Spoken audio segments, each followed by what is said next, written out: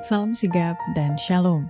Renungan kita pada hari ini, Selasa 19 September 2023, berjudul Karena Kristus akan datang kembali.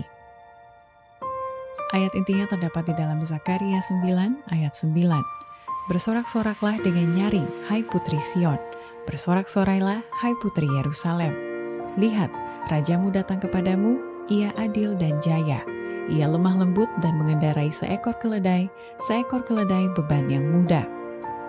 Pena Inspirasi menuliskan yang dimaksud dengan judul renungan kita pagi ini, Karena Kristus akan datang kembali, adalah sebuah panggilan kehidupan yang praktis, agar kita senantiasa tetap berusaha untuk dengungkan suara yang menyenangkan sebagai faktor yang menunjang kebahagiaan sejati dan sarana untuk memulihkan hubungan kita secara vertikal kepada Tuhan dan horizontal dengan sesama, sebagai berikut.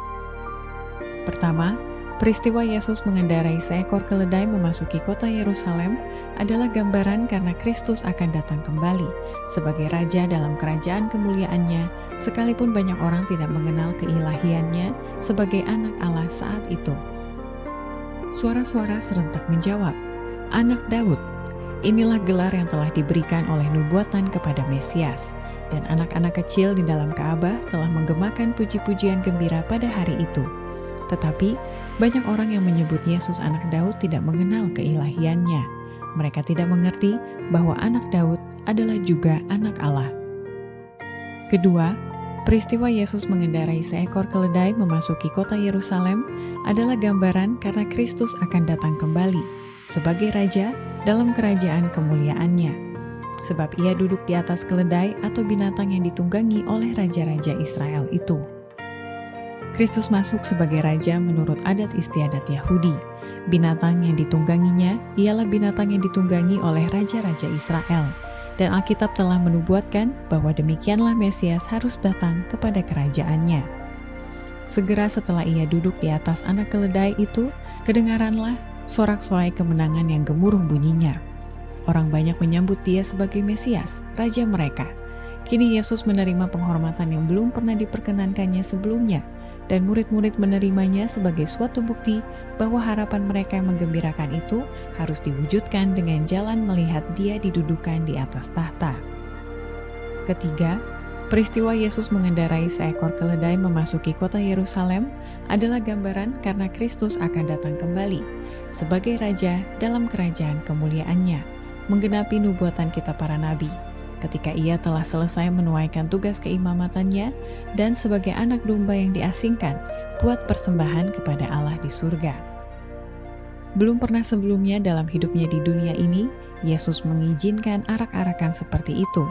Dengan jelas ia melihat lebih dulu apa akibatnya.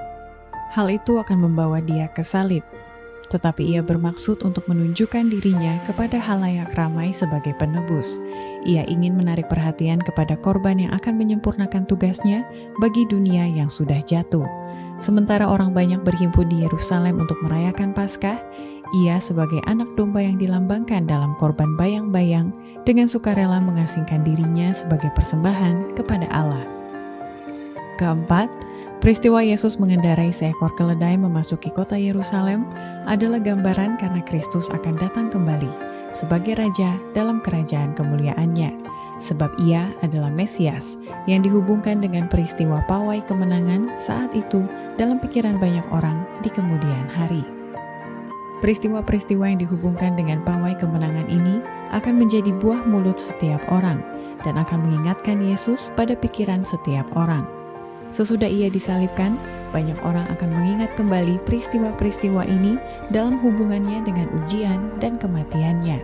Mereka akan dituntun untuk menyelidiki nubuatan dan akan diyakinkan bahwa Yesuslah Mesias itu, dan di segenap negeri orang-orang yang bertobat berlipat ganda.